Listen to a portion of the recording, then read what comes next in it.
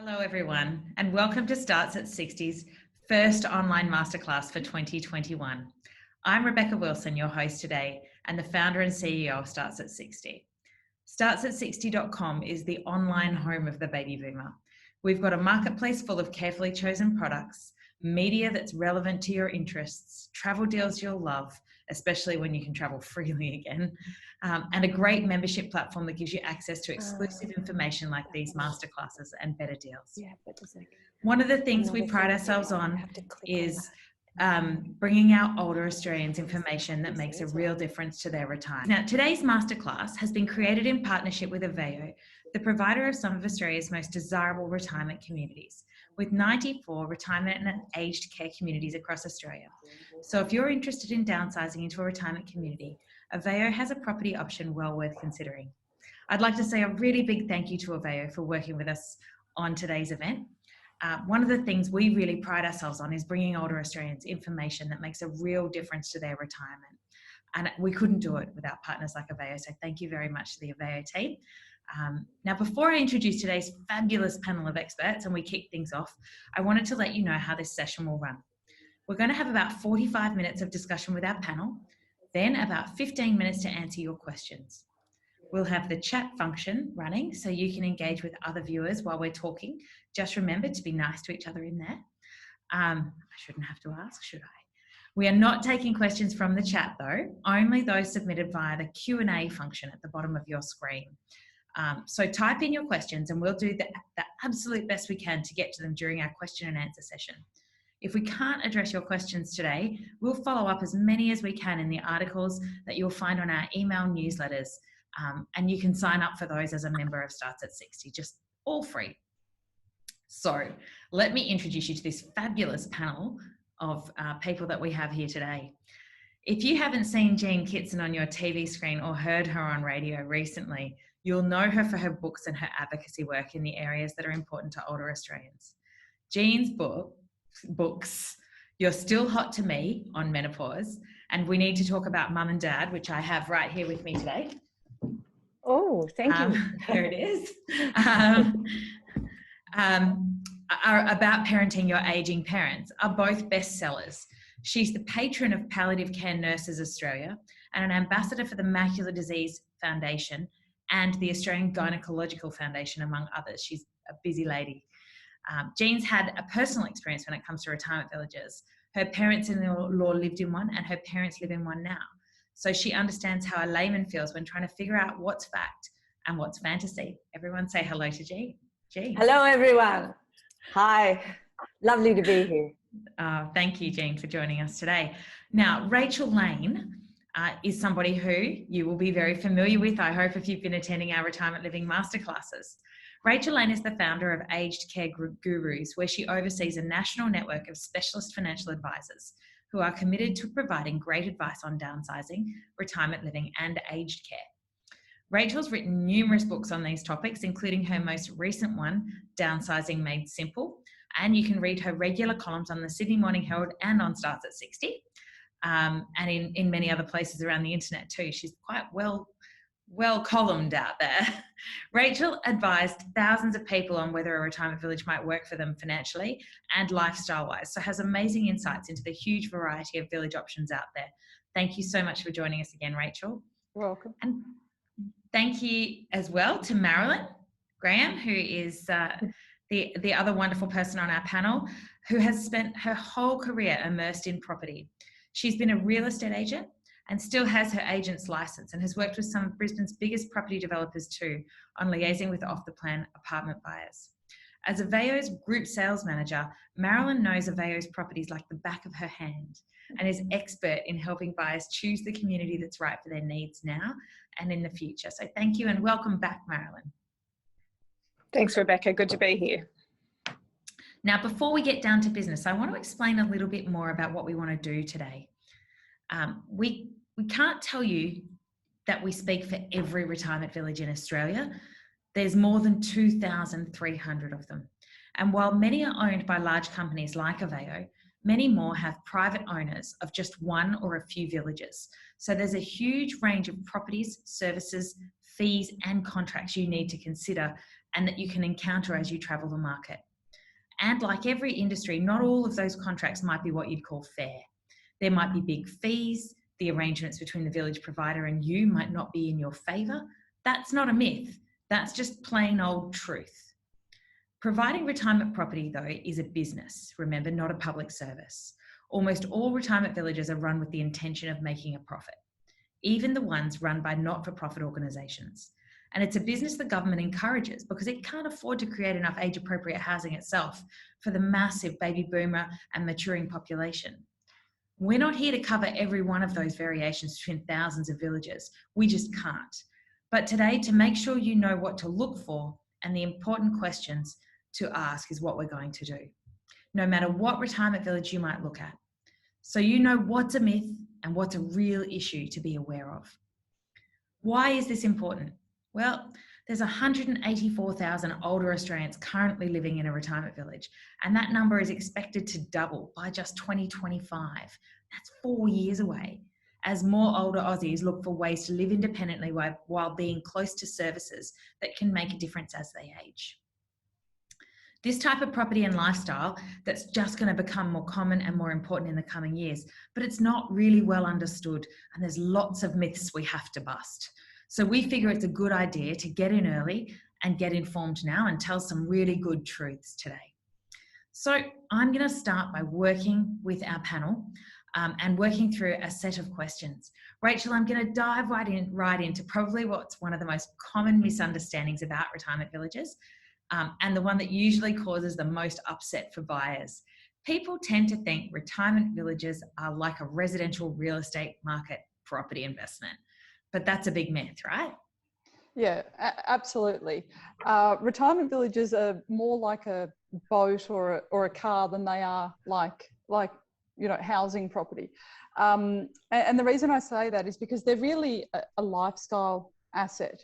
So typically retirement villages try to keep the purchase price of their houses, apartments, townhouses, whatever it is, whatever kind of dwelling it is in the retirement village, around sort of 25 to 30% cheaper than the house prices in the area.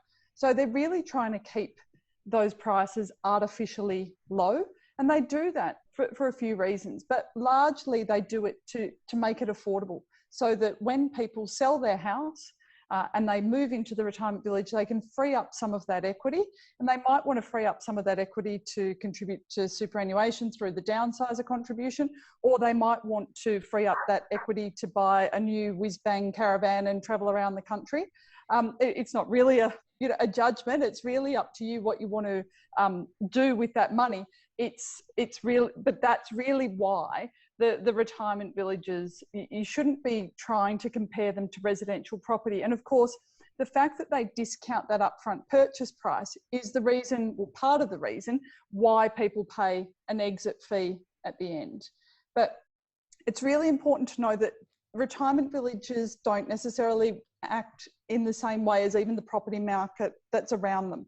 So you can get capital gains in a retirement village when there's not capital gains in the surrounding suburbs, and you can get the reverse. You can get capital gains in the surrounding suburbs and they're not occurring in the retirement village because the retirement village perhaps isn't very well managed, or people don't want to go there, whatever it is that's going on.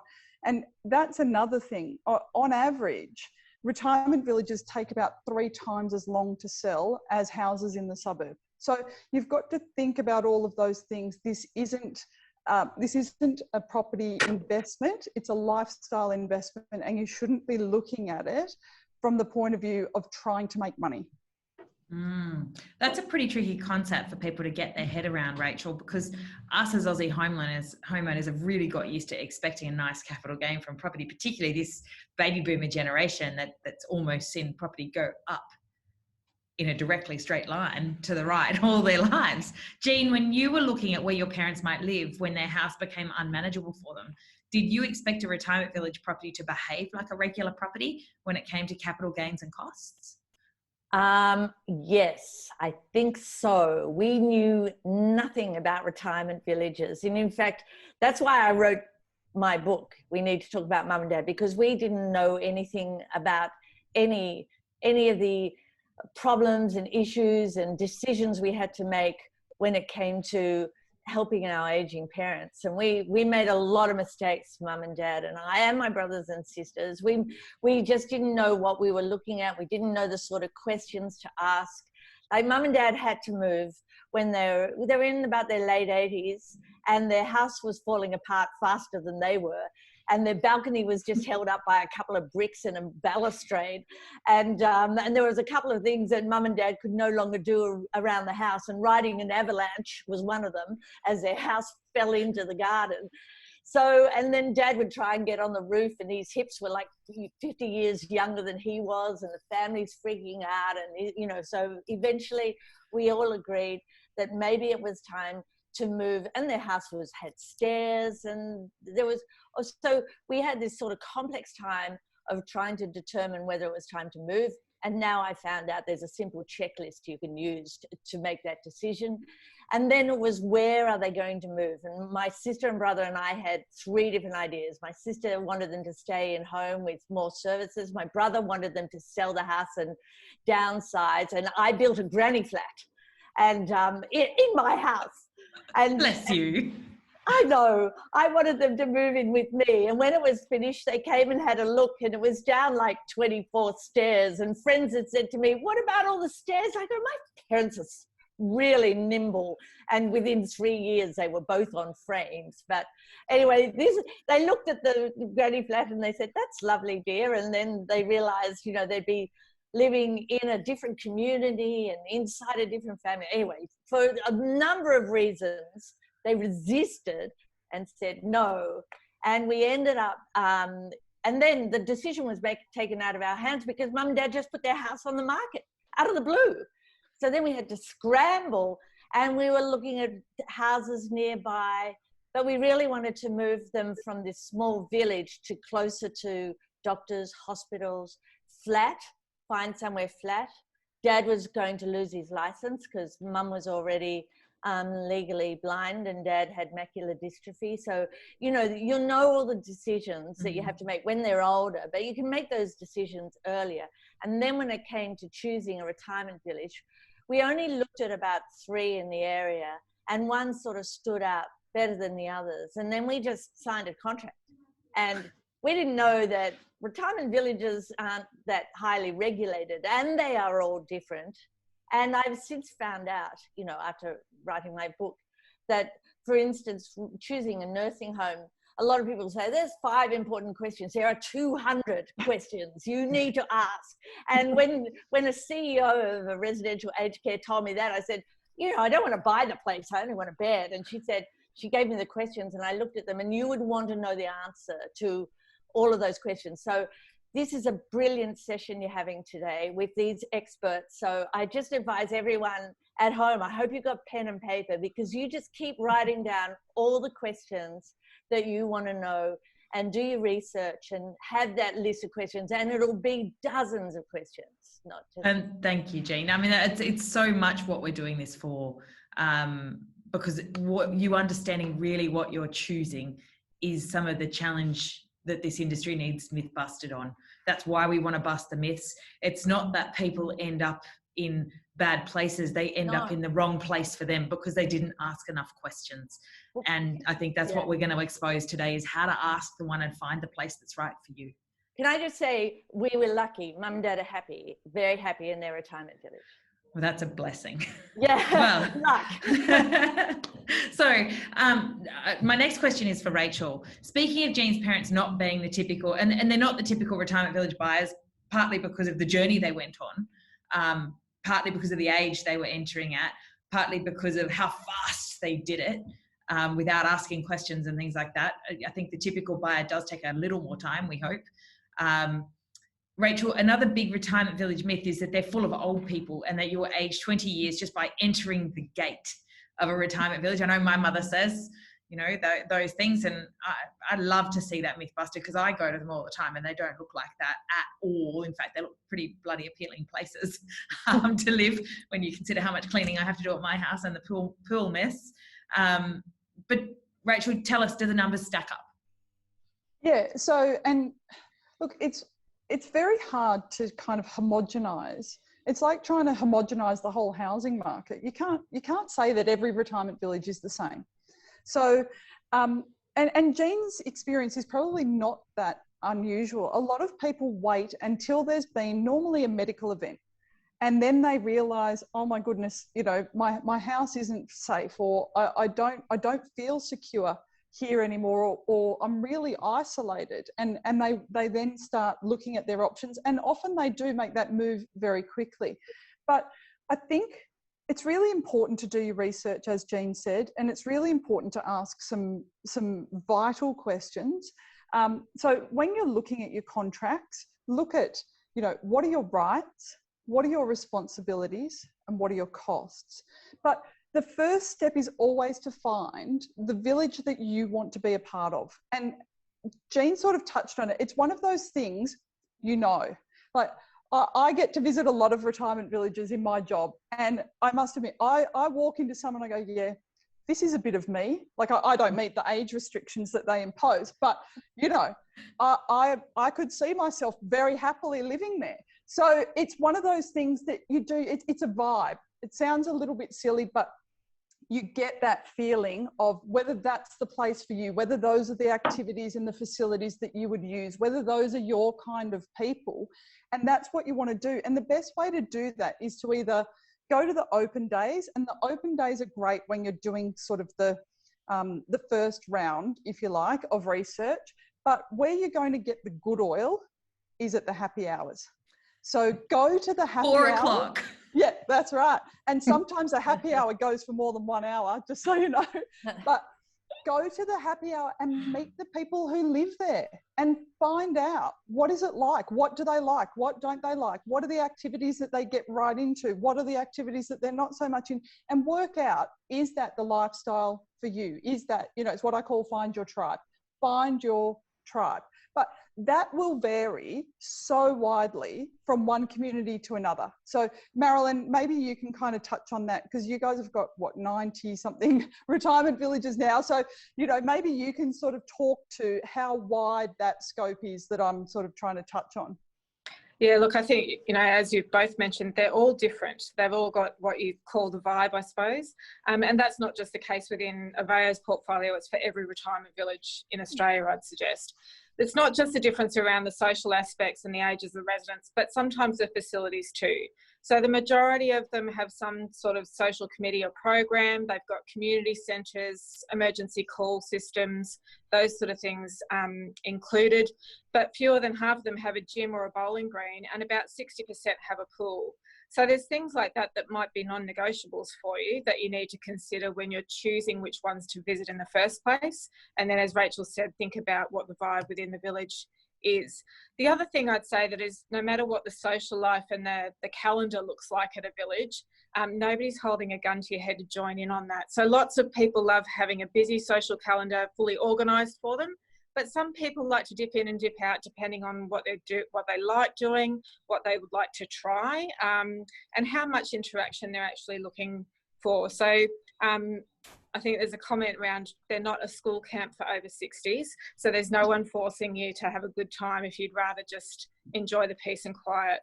And as Rachel said, the idea of researching early in the piece and visiting a few different villages, because you will get a different vibe. I think I'm sitting at the beautiful Aveo Newstead at the moment, which has a completely different vibe to somewhere like our largest village at Durack. They're two completely different villages with advantages that will suit some, and certainly the vibe and the community spirit that will suit others. So it's about finding that place where you fit in.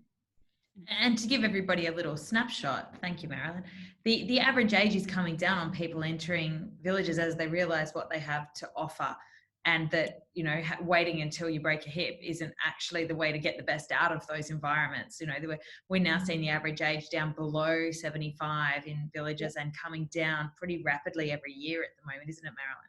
It is, yeah, which is great to say, you know, the earlier you can get in and really enjoy it, the better experience for everybody. So, and we'll talk about the financial impacts of that later on too. Yeah. You can actually enter many retirement villages from the age of 55 now. Almost all villages will have you keenly from that age. But I now have another question, and this one's for Jean. You wouldn't expect the first house you looked at in the private residential market to be the perfect one for you. So why would you expect the first retirement village you look at to be perfect? Of course, though, when the time is of the essence, as it was for you, Jean, you didn't have the opportunity to do the viewings. So do you know what you were looking for in those 3 visits when you went into villages? What were you looking for? I suppose I was looking for a feel, a vibe, as everyone's been saying. I wasn't thinking about contracts. I actually thought there would be a regulated standard contract. So that was a big, a misconception in my head. So the first one I went to was sort of very upmarket, and it had a gate. I thought, oh, a gated community. My parents have never lived in, we don't have fences, let alone gates, So, and I went in there, and it was a little bit witness protection scheme. Couldn't see anyone on the street. There was no one walking around. It was very well manicured, perfectly nice curbing and guttering and villas. And then I inquired more, but it didn't have a feel that would suit mum and dad. And also it was way out of their price range, way out, the monthly fees. So then I did ask a few more questions. Like I found out there were monthly fees, and the cost of buying in, and the service fees, and then exit fees. I don't remember really thinking about exit fees at all. So that was one. And then another one was just, it was in the middle of the town, and my parents have always lived in, small, like fishing villages. So we wanted to be near hospitals, and, easier to get to the club, nearer the club, because mum still punished the pokies at that stage. And then we actually found a village that was a very natural feel. It was on a peninsula. It was surrounded by sort of bush and mangroves and a bit of water, and it was all open. There were no gates. It felt more free. There were people there. And just back on your last point, when I used to go there, like when mum and dad moved there 8 years ago, everyone knew I was a daughter of someone there. But now they ask me which unit I'm living in. So it doesn't take long to, be the right age. So anyway, and then there was a unit available there. It was on the ground floor. It had garden. For some people, touching the earth is really important. To be able to walk out the door and be grounded, to be able to do pottering in the garden. Some people that's a priority, and it is with my parents. They had to be able to step outside and sit outside in the sun and potter look after, nurture plants, put the plants in they want, and it's worked out. I would say one of the other questions we didn't ask was about the care. Like we weren't completely across what the services were in terms of care, but it has got a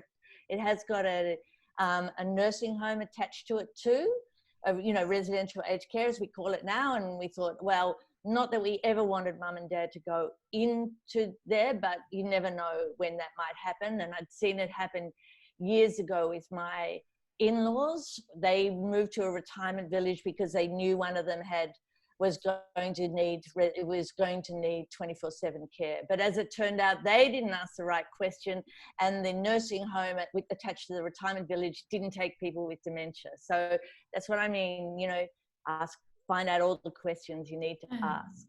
And I think that's a really big takeaway from today. We want people asking questions. I think Rachel specializes in asking questions, in helping people ask questions and check contracts and make sure they understand what they're signing on for. You wouldn't buy a piece of real estate without getting advice. Why would you buy into the next 20 to 30 years of your life's lifestyle and accommodation without thinking about all of the ramifications of it? So it is really interesting to think out. It's probably a good point to bust another myth, Marilyn. Does a retirement village have to mean living in a tiny unit with zero privacy? Not in any way, shape or form. So again, when you're looking at the village that's going to suit your personality and lifestyle, the accommodation comes along with that. So depending on how you're going to use the community and the facilities and the gardens and the outdoor spaces that are provided external to your unit. And then when you look at your unit, you've got everything ranging from studios through to 3-bedroom, double garage, villas with full gardens in them. So again, you choose what you want, how you want to live, what are your non-negotiables, and you know, pet friendly.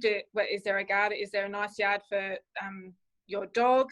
Is there a dog park within the village that you know, you can get together with the other residents and things like that?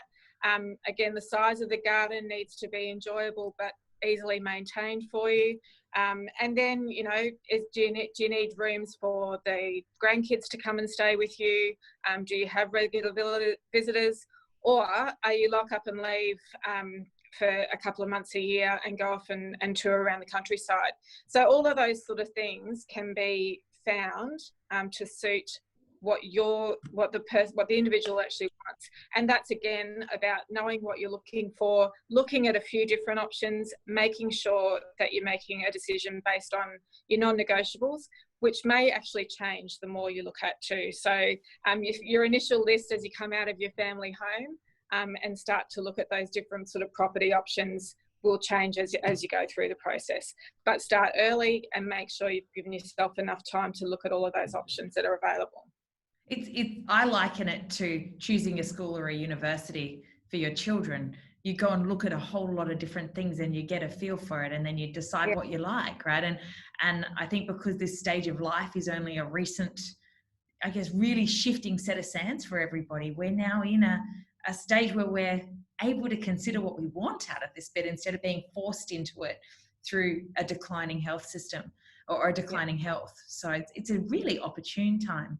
There's also lots of options around affordability is probably something I want to make sure that, like, pretty much each option has different affordability classes in every single range as well. And so you're not really tied to having a villa style just to get a different price point, or not being able to consider a really posh inner city 2-bedroom apartment where there's some beautiful stuff in each. Yeah, as Jean said, Rebecca, your care options within the villages are also another thing that changes village to village. So, you know, you need to be looking at the facilities that you want and non-negotiable, the property style, and then again, what care is important to you for now and in the future. Good questions. Now, Starts at 60 community members love their pets. Okay, and we all know that because about 70% of people have told us they have pets, and they want to go somewhere where they can keep their pets with them, because I reckon to my mum, that beautiful puppy is more important than me now. But I want to go back to, and you know, that is something increasingly it's available in a lot, isn't it, Marilyn? It is, yeah. It's becoming more and more common, I'd suggest, as it is in residential apartments, you know, as the time goes on. But it's actually become a really lovely social aspect of a lot of villages, but getting those dog owners together, they actively walk together. I do believe there's a couple of dog parks that turn into a kind of champagne meeting at 4 o'clock in the afternoon, but that's their choice. So yeah, it's become another little social group an activity that happens within villages. So very popular, very common, and certainly accommodated across most of the villages, yeah. Oh, that's great to hear. I want to go back to Rachel's point about exit fees now, because they're one of the reasons that people say they absolutely will not consider living in a retirement village. And I think it's really nice to hear from the experts how exit fees work and why how long you live in a retirement village matters. And really, are they a big rip-off, Rachel? Can you bust that myth or tell us the truth? Yeah, sure. So the exit fee exists for two reasons. So it exists because, remember, we were talking about how the retirement villages try to keep that upfront purchase price artificially low, so that it's affordable, so that you think, oh, this is great, I can sell my house, buy into this village and free up, you know, a couple of $100,000 of equity or whatever it is. So they're keeping that upfront purchase price below what they could sell it for if it didn't have an exit fee. And it's worth noting that a lot of operators do have different payment options. So that's a bit of a myth in itself, that you have to pay an exit fee in a retirement village. You don't. it may be that the operator is only offering you a contract that has an exit fee attached to it, but there's nothing in the legislation that says if you move into a retirement village, you have to pay an exit fee. It's just because of the way traditionally retirement villages have been structured, which is we'll discount the upfront purchase price. The legislation stops them from making a profit from those ongoing general service charges that Jean was talking about. So to compensate themselves for those two things, they charge an exit fee at the end. And historically, that's been a very affordable way for people to pay. So it's sort of been accepted by the market, and that's why the operators do it. But like I said, more and more of them are offering payment options, and those that do often offer an option that has no exit fee. But it's really a matter of looking at the transaction exactly like that. So looking at it from the point of view of, does this exit fee represent good bang for buck when I think about what I haven't paid up front, how long I'm going to live in the village, and all the facilities and services that I'm going to have the use of that I'm paying for at cost? Is that fair? And one of the exercises that we go through in Downsizing Made Simple is to get people to look at their retirement village options. And it might be because there's different payment options in the same village for the same unit, or it might be that you're trying to compare one village with another village, is to break up your costs into 3 buckets. And the 3 buckets are the ingoing, the ongoing, and the outgoing. Because sometimes people do really simple maths in their head, and you can't compare retirement villages by doing simple maths in your head. They'll do things like, well, this one has a purchase price of $400,000, and that one had a purchase price of $500,000, and therefore that one's more expensive. But it's like the teenagers say, you know, it's yeah, but nah. Like, yeah, $500,000 is more than $400,000. I get that. But you've got to look at what will you pay while you live there, and what will you pay when you leave, and how quickly will you get the money back after you leave. So this is more of a wholesale list, and we can send this exercise out to anyone watching this webinar today, so that if you are considering moving into a retirement village, you can make sure that you're getting all of the costs of the villages that you're looking at into the right buckets. And this is not, these fees are not to say that this is what you will be charged at every village. It's more of a wholesale list of what to look for. But that exit fee is either based on the purchase price, in which case, very easy to calculate, you know what you're paying for your unit or your house or whatever it is, or it's based on the future sale price, which means you'll need to guesstimate what that unit will be worth in the future. Coming back to the capital gain bit, a lot of people get really hung up on capital gain in retirement village contracts, but it's important to know that if you choose a contract that's got capital gain, you'll normally be responsible for some or all of the costs associated with achieving that capital gain. So sales, commissions, marketing fees, renovating the apartment or home before it sells, things like that. And those things can certainly eat into whatever capital gain you're going to get your hot little hands on at the end. The other thing you've got to think about is how quickly will you get the money back?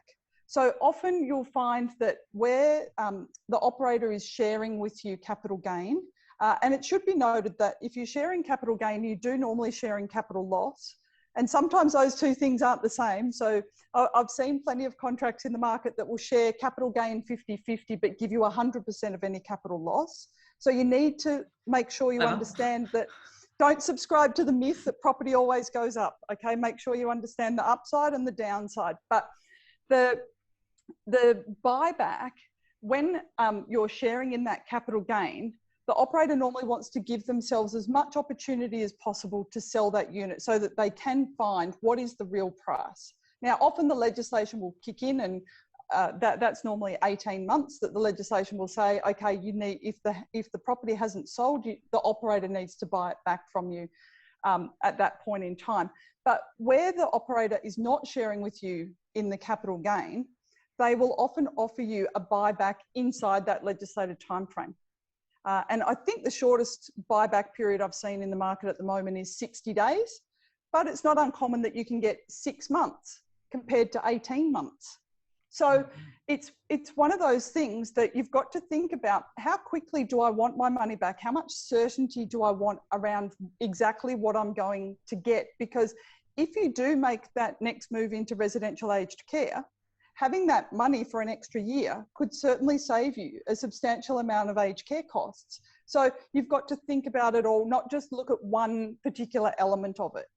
Exit fees are this kind of, you open the can and then all of the other things come out. They're not a bad thing in themselves because they actually save you a big portion of money up front. But the other part about exit fees is that the age you move in at can make a difference as to whether the exit fee can represent good value to you. And I think increasingly we're seeing people consider retirement villages earlier in life because you get more for your money, right? Yeah, if you want to get good bang for your buck, move in sooner, live there for 15 years, then the exit fee gets amortized over 15 years instead of 10. You know, a lot of people live in a retirement no mowing village. The lawn. Well, there's that. You get all the lifestyle benefits, but in terms of a cost, exit fees are normally capped after a certain amount of time. You know, 3 years, 5 years, 10 years, whatever point in time the retirement village will cap the exit. So if you live in the village beyond that time, you're not paying any more exit fee. A good thing for people to understand, isn't it? Yeah. Briefly, can I jump to you here, Jean? Do you feel you and your parents had a good understanding of the fees they'd pay when you landed quickly in a village? No, none. Zero understanding. And we thought, you know, we could, I don't even remember reading the contract. And Mum's the shrewdest of us all, and she's vision impaired, so she couldn't read the contract. So we just went on our interview, but it's turned out the exit fee, I think would really worry Mum if she understood it now that she's 96 and she really is of that generation who wants to leave something to her kids. And if she thought she was going to lose 30% of what they would get on the unit when they sell it, I think that would really upset her. So we don't talk to Mum about that. Dad remembers that was part of it, but and I remember, and you know, we have to look at this. You might move in for a lifestyle, but in the end, you're there for your life and how good a life you can have, and what being in a safe environment means to the rest of the family too. Like their choice, Mum really wants to leave the kids something, but what it's meant for her family, that we know that she has the alert button. She's, you know, there's now neighbors that they know really well, and they all keep an eye on each other, and they drop food to each other and things like that. That compensates for the fact that financially it won't be as good as if they'd stayed in the family home in terms of leaving an inheritance and things like that. There are great compensations, and they're not just financial. You know, it's the sort of peace of mind and the support and that these villages can provide. And our village is amazing because one of their units is just for families to rent, like an Airbnb, only cheaper. So when we come to visit, I don't have to sleep on the sofa bed anymore. I love it. Dad's taken over the second bedroom, you know, with all he's always been, you know, like engineer, mechanic. So the second little bedroom now looks like NASA, and no one can fit in there with all his tape recorders and videos and things all linked up. So I've always had to sleep on the sofa bed, but now there's a little unit where families can stay affordably, to stay for as long as you like, really, but 2 nights, and you're in a beautiful unit, and you can visit your folks and have a few days there, which is another fantastic service that they've provided recently, which is brilliant. That's terrific. I want to come back to the point, Rachel, that you made on selling your retirement village property and getting care. Because, you know, when Jean's been talking about fees, I want to understand the fees that are charged a little bit more. And, you know, I really want to bust another myth if I can. I'm hoping you've got all the information we need to do so, Rachel. That is, can retirement village providers increase fees on things like care and ongoing activities whenever they feel like it? So retirement villages operate under state-based legislation. And we've been talking about exit fees. Exit fees are one of the things that the legislation doesn't restrict. But the legislation definitely restricts the recurrent charges that the village charges the residents. So they are set based on an annual budget of expenses. There's normally a residents committee, and sometimes in a village that has a very big residents committee, there's a subcommittee that deal with finances and will liaise with the operator about what they think is needed in the village and what expenses need to be met, and making sure that they're getting competitive tenders or quotes for different things to be done. And if the village wanted to increase those general service charges by more than CPI, then there would need to be a vote from the residents to say, yes, we agree, we want this, we want this budget of expenses to be met. Oh, it's great to hear. I think everybody likes to understand how the money... Can I just put something in about care? Sorry to circle back, yeah. But I think when it comes to retirement villages and care, it's really important to ask the question, what happens if I need care?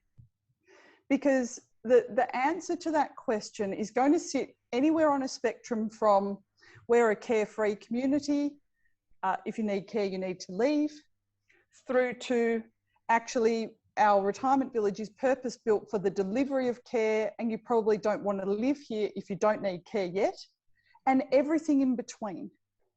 So, and none of those answers are right or wrong. It's just a matter of knowing whether or not that meets with your expectation. A lot of people who move into a retirement village expect to be able to, what we call age in place. So get care delivered into that retirement village if they should need it. Some people expect that if there's an aged care facility on the same site, that whatever they've paid for the retirement village is going to drop in to the aged care facility and meet the costs of that.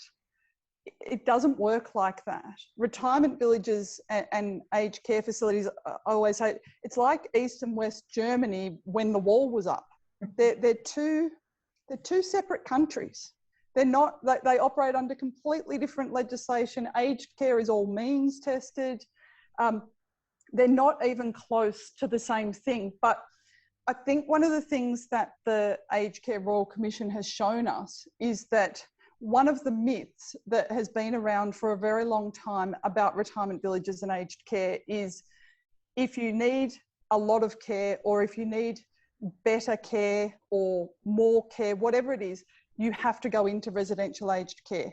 And that's not necessarily true. It depends on what the retirement village is geared to support. Don't believe that if you need aged care, you have to move into a residential aged care facility. It's not true. But if you move into a retirement village and you don't know what's going to happen, then it may be that you have to move into residential aged care. So always ask that question, what happens if I need care? And make sure you document what the answer to that is. That's really helpful. Thank you so much. I want to circle back to fees now, because I know people still have a lot of questions, and it's one of the areas of greatest fear amongst people is not understanding the fees, the costs, the charges, things they don't understand because we haven't been to this stage of life before. There's a myth. We think that a land lease community is always cheaper than a retirement village. Is that true, Rachel? Okay, so land lease communities and retirement villages, it's kind of like they often get put under the same umbrella of retirement communities, but they're really an apple and an orange. Okay, so yeah, they're both fruit, but they're not even close to the same thing. So they both operate under state-based legislation. Retirement villages will operate under something very imaginative like the Retirement Villages Act.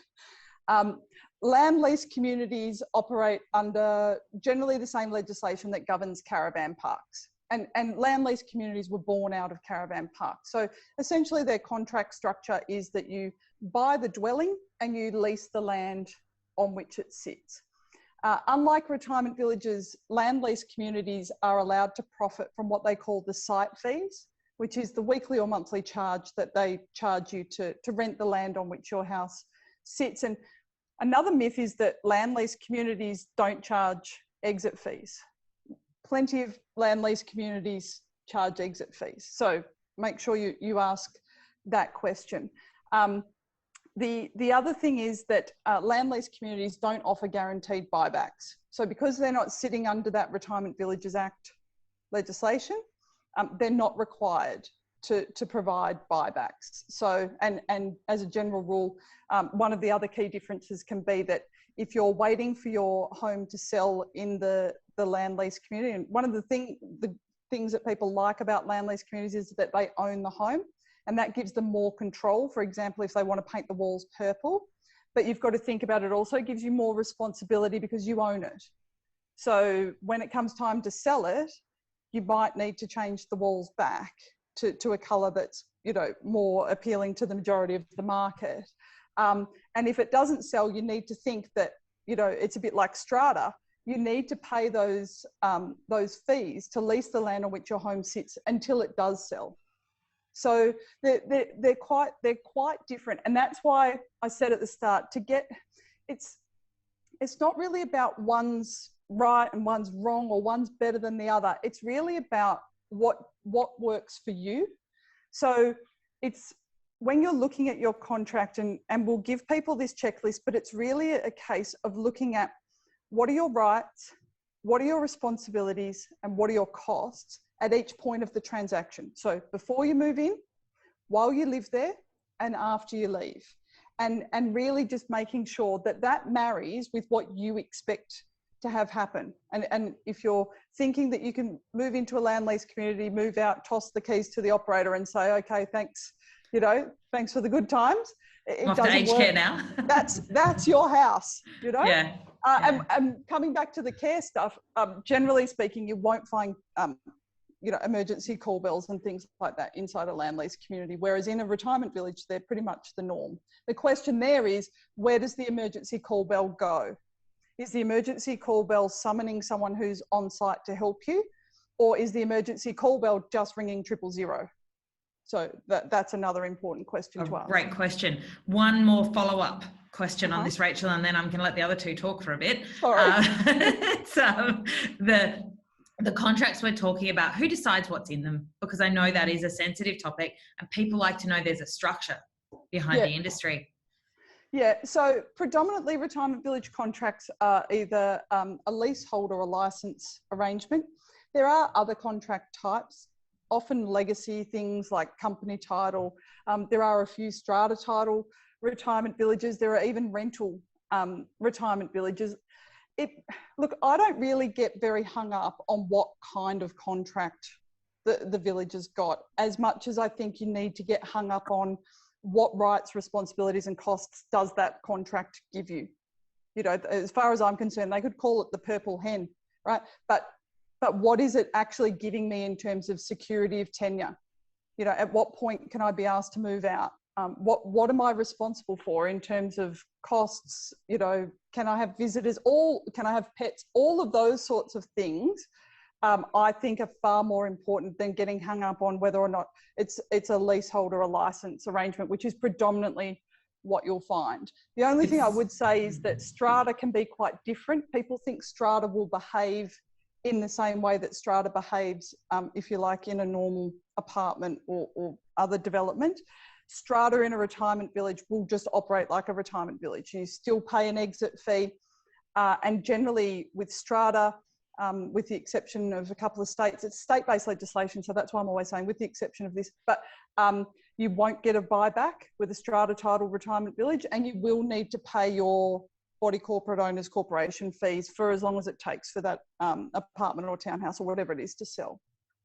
And to finish that off, it's really nice to know that there is a national peak body that oversees the retirement village industry called the Retirement Living Council, and that has a code of conduct that sets out the standards all providers must uphold. It really holds to account. It's transparent. It deals with complaints. It takes them in and addresses them where people are worried. And I think you may be able to verify this, Rachel. People have to sign, the organisations across the industry sign up to that code as members and are obligated to the code of conduct. Yeah, exactly. So it's all well and good that the industry body have got that code of conduct, and don't get me wrong, it's a great thing, but the question is the retirement village that you're looking at moving to signed up to that code of conduct? No, it's an important code to look for. Now, jumping to you, Marilyn, what buyback offer, because Rachel's talked a bit about buybacks, what buyback offer does Aveo have? And I also want you to cover in this one a tricky twist. Many people think village providers purposely make it hard to offload a property at the end of your tenure. So are there any restrictions around how residents can sell their property? Maybe you can try and cover both, huh?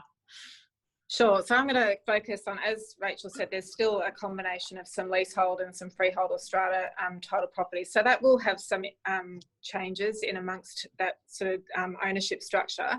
But generally speaking, in our leasehold environment, depending on the contract that you choose, we've got a buyback, which is a guaranteed sale or a settlement period for the property. It's either 6 or 12 months, depending on the contract. But also importantly, on move-in across the Aveo portfolio, we have a guaranteed buyback in the first 3 or 6 months, again, depending on your contract, for a change of mind guarantee. So we've found that gives people enough time. When we talk about the vibe and knowing your people and knowing your village well, that gives people enough time to move in, settle, make sure it's been the right decision, and make sure that they're happy with that. And if not, it's a full money back guarantee and your exit fee doesn't sort of get applied during that time. And I think that's a really key thing, just from a family and from a resident moving in, that just gives them that time. There's usually some kind of milestone within that 6 months. So whether it's a Christmas or a family birthday, that they can see how that works in the village and what they can and can't do. It's enough time to make sure that it's been the right decision. So there's a bit of peace of mind around that. When it comes to selling the unit, I can assure you that the operators have a vested interest in not having too many vacant units. So they are, because it does impact so many other things that the village does. So, we're trying to keep restaurants open, we're keeping care staff or cleaning staff or gardening staff busy, and where the vacant units exist, the operator is actually contributing those monthly levies back into the budget.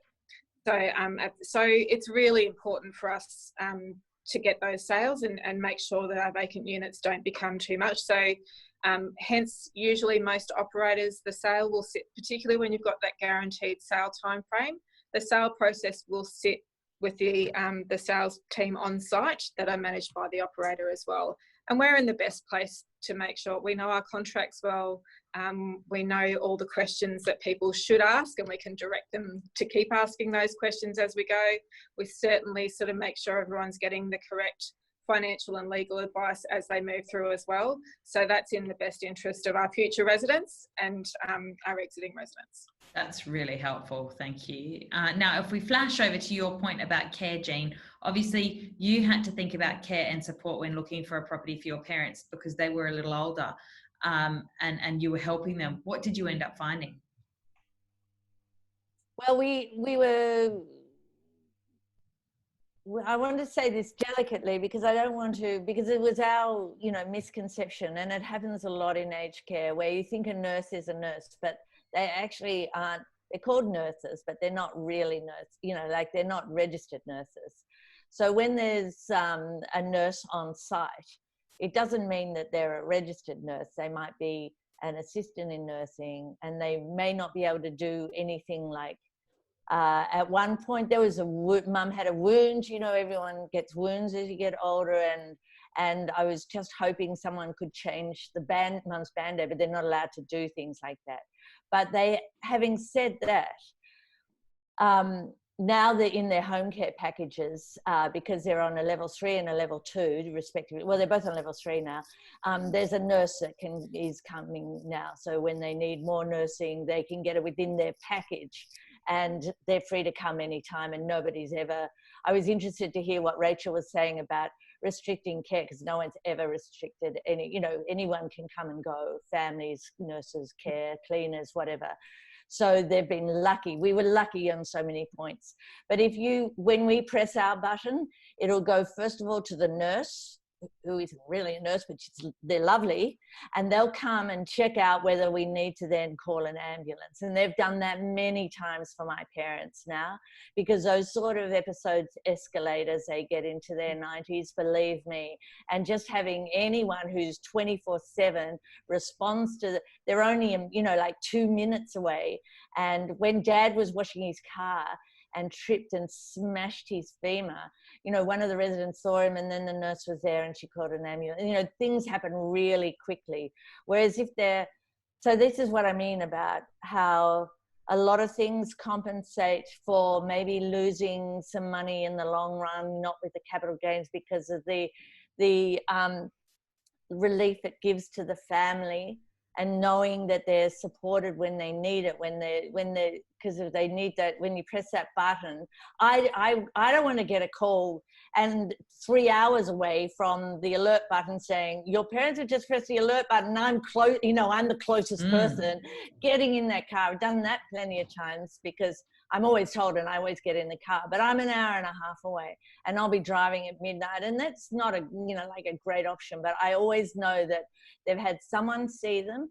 And then the nurse from the village will sit with my mother until I arrive, or my father, and, you know, when one's taken off to hospital. So that care, that's awesome.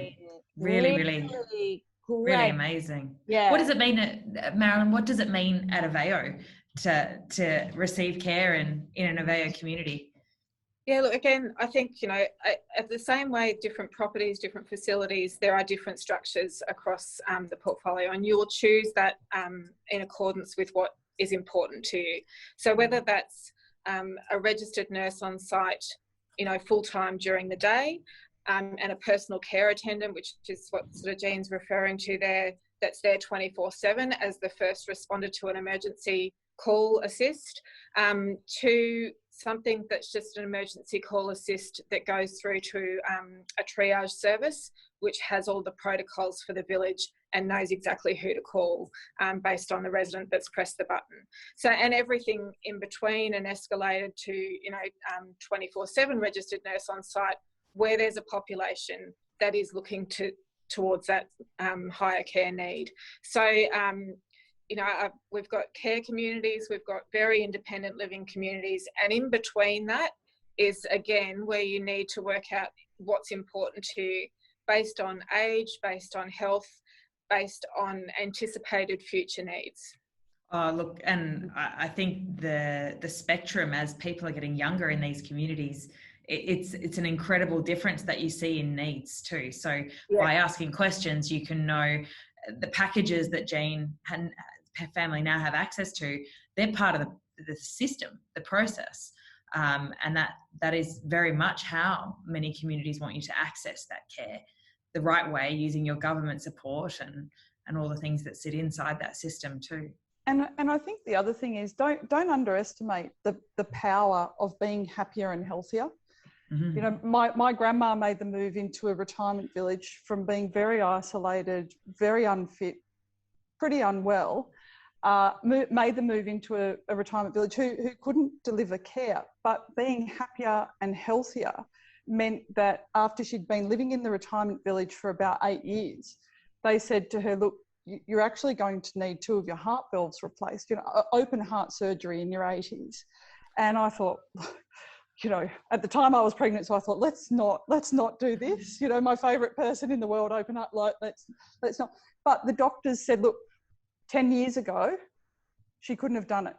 But because she is so healthy, because she's, you know, she was involved in absolutely everything that happened in the village, every outing, every sporting activity, absolutely everything, social butterfly. And so she did, and she's still with us today. And I really credit that retirement village with the fact that she is here, because if she wasn't at that point of health to undergo that surgery, she wouldn't be here today. So just being happier and healthier, whether you can get care or not get care, just being happier and healthier is, as Jean said, you know, you've got to look at not just what it costs, but what do you get for what it costs, not just accommodation and services, but lifestyle.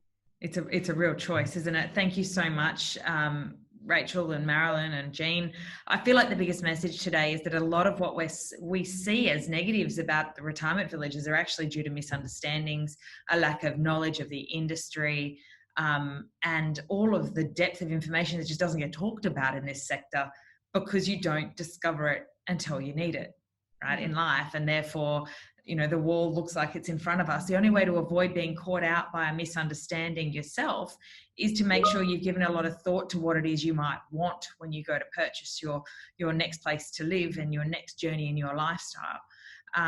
Read the contracts and ensure you know what your legal agreement entails, like you would with every other thing you do that has a legal obligation. And if you don't know, ask questions, seek expert advisors, do all those things you do in major life-changing moments, because understanding what you're signing up for is key. And I think companies like Aveo want you to sign up for things you understand, and that's probably the gift they're giving you with this type of information, is to make sure that you do. Now, we've got heaps of questions and it's already 2:00, but there's hundreds of people still live on this Zoom, so I'm going to, if it's okay, extend us another 15 minutes to work through that, and let's just dig into these questions here. Rachel, I know this is a question you answer often. I see not owning the land or the house, then paying a weekly fee for facilities as a downside, but I'm keen to hear the positives of retirement villages or land lease communities. What are the biggest benefits? Well, look, as we've touched on, the biggest benefit is the lifestyle that you're going to enjoy.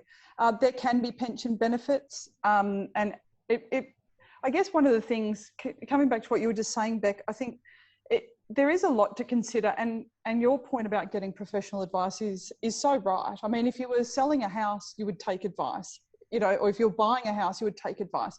The fact that you're buying into a retirement village doesn't mean that you don't need advice. So when I say to people, you know, you need to crunch the numbers, there's lots of numbers to crunch, from pension entitlement and rent assistance to what your upfront costs are going to be, what your ongoing costs are going to be, and those exit fees.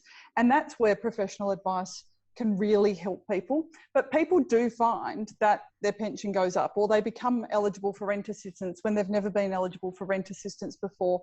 And like I said, a lot of the retirement villages have different payment options now. So you can find a payment option that's going to work for you, not necessarily just financially, but also in terms of how quickly you or you know, your beneficiaries are going to get the money back after you leave. And now whipping one over to Marilyn. As a happily single woman, will I be surrounded by married couples at a retirement village? I don't want to move in, then feel like an outsider. Look, there's been some percentages released recently, I think, which basically say there's a very high percentage of single people in villages. I would say that percentage hovers towards the single female side. So we're certainly not couples based. So yes, you would find a lot of friends, and even those who are in couples, you will find that the activities are generally sort of spread between male and female. But no, you would not feel alone at all as a single female in a retirement village, I can assure you. I can sneak those little stats out of a bag, oh, if yeah, you like. Yeah. 64% of retirement village residents are female, and 58% of residents are occupied by a single resident. Yeah. So lots and lots of diversity in there. Back to Rachel for another quick answer. Is it possible to rent a home in a retirement village? Yes. Come on, one more stat. You see, you wanted it quick. Yes. 1% are rentals, just to give you that stat. Yes. Okay. So some of the villages are what they call rental villages, where all of the dwellings are on a rental contract, whereas other times what you'll find is in that mix of different contract options that they've got is either a rental option or a rental style option. And the reason I say rental style option is because sometimes they don't want to do it under residential tenancies, and that's not a bad thing, because when it comes under the Retirement Villages Act, you have a greater security of tenure and things like that. So yeah, there's lots of options. Excellent. Marilyn, another one for you. Is there a minimum age you need to be to live in a retirement village?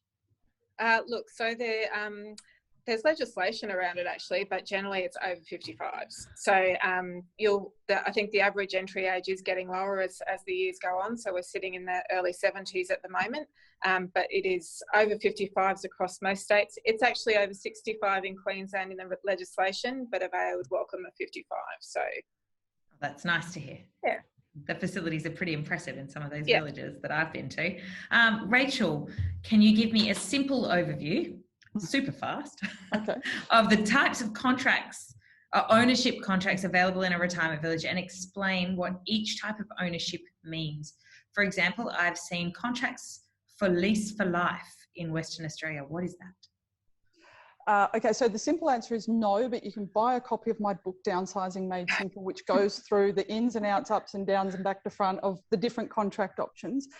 Like I said before, it's not necessarily, and again, it comes down to state-based legislation. So in WA, the retirement villages may be working on what's called a lifetime lease.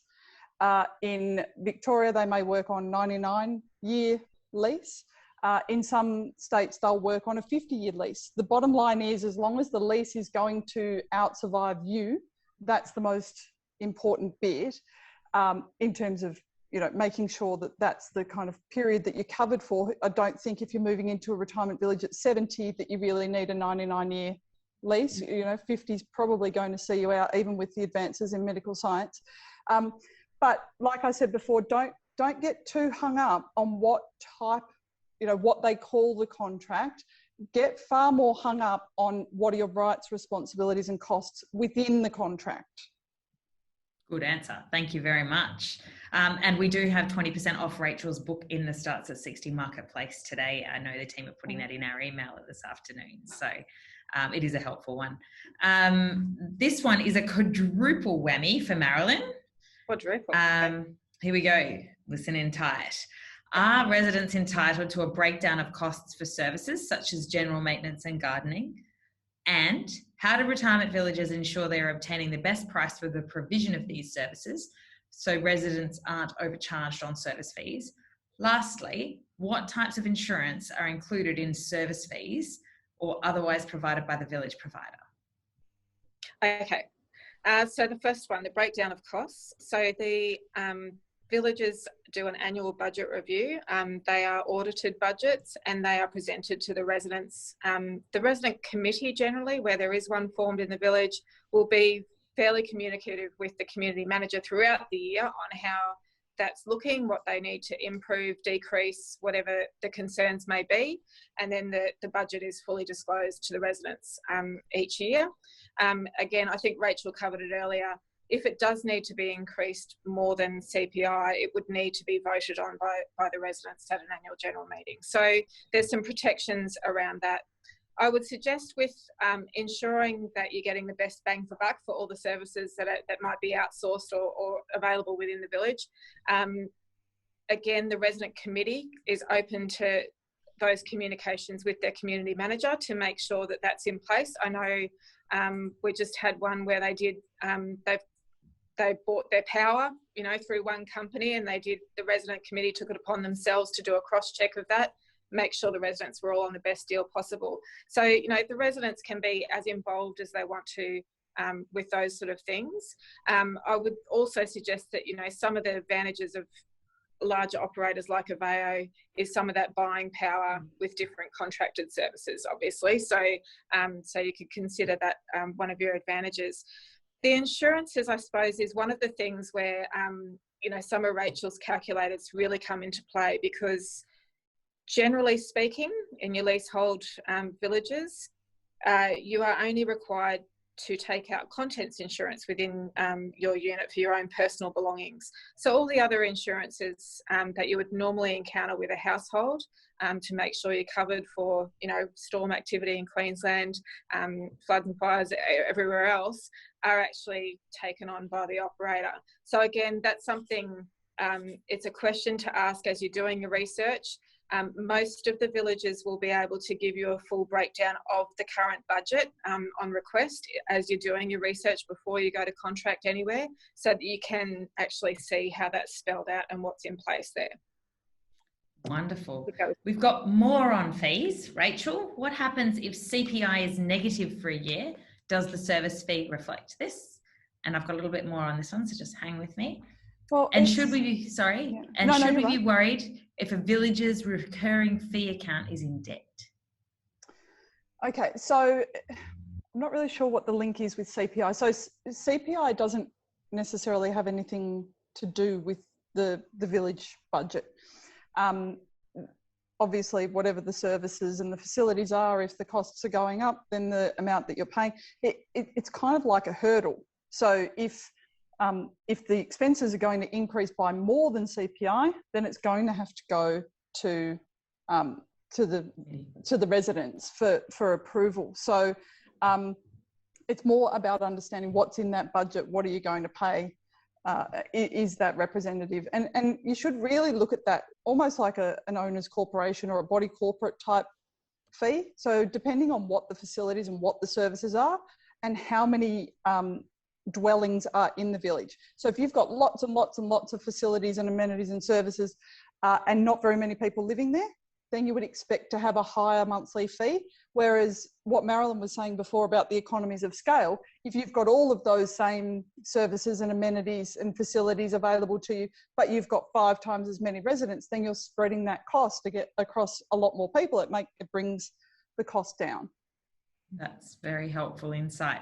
Now, I've got 3 questions to go, so hang in there, folks. We're almost at the end. Thank you, everybody. One for Marilyn. What happens if someone dies in a retirement village? Does their partner have to leave the property? And if both residents die, will the village provider usually buy back the property from their estate? Can a resident will their village property to someone who isn't old enough to be a resident? Okay, so they all relate to, I suppose, who is on the lease or the contract to begin with. So if both partners are named on the lease at the time of entry, or one's added on throughout the time of residency, then absolutely. So if one's passed, then the remaining person that's nominated on the lease can absolutely remain in the unit. And as far as if both residents or the one single resident residing pass and we're dealing with an estate, the exact same exit process applies. So if the contract stipulates that 6-month buyback, that buyback, the funds would just go to the estate instead of a single person. You can't pass on the property, so it is the lease, the person's nominated on the lease only that are able to occupy that unit. So very helpful insight. But Thank you do need to be careful if you find love in a retirement village. Yes, so if you find love, I mean, not, you know, if you find love, that's fantastic. But good luck to you. If you find love in a retirement village and your love moves in with you, then normally the retirement village operator will say anyone who lives there permanently must be on the leasehold arrangement. So you need to make sure that your legal and financial affairs reflect that survivorship, because it will work on survivorship. So, you know, if you do take on a much younger husband, for example, and he moves in when these topics come up, then he will inherit your retirement village residence if you pass on before he does, and that may be not what his children were, not what your children were expecting. So, thank you, Rachel, for that insight. Rachel, this viewer asks if you've ever heard of a purchase arrangement like this. It's a contract where I buy the house and land off the plan. There's an owner's corporation fee, but no management or exit fees. What are your thoughts on this type of development? Just sounds like a standard strata title development. So it just sounds like a normal residential property development. And my last one is to Rachel. I'm in Queensland. Are properties that come under the Manufactured Homes Act different to the Retirement Villages Act? They absolutely are. So the manufactured home parks legislation is what governs land lease communities. They get called a lot, it gets confusing because with the state-based legislation, they get called different things. Retirement villages are always called retirement villages, but land lease communities get called manufactured home parks, over 55s, lifestyle villages, lifestyle resorts. So it gets confusing for consumers, but those are the ones where you're buying the house and you're leasing the land on which it sits. They're not a retirement village, as we went through before, the key differences between the two. Thank you. Now, I'm afraid that's all we have time for today. In fact, we've squeezed 15 extra minutes out of everybody. Thank you so much. But the video of this event will be live on startsat60.com soon, if you'd like to listen to it in more detail. And you'll see follow-up stories on our site throughout the week and on Facebook and on our email newsletters. In the meantime, I want to thank our brilliant panel. You all did an amazing job of making some pretty complex topics easy to understand. And of course, I really want to thank Aveo, Australia's leading and most innovative senior living provider. You can find out more about them at aveo.com.au. That's aveo.com.au. Please, everyone, take care, stay healthy, and we hope to see you all again soon for another Starts at 60 masterclass. There'll be a couple every second week. Thank you, everyone. Thank you. Thanks. Thank you. See you. Nice to see you, Jane. Bye. See you too.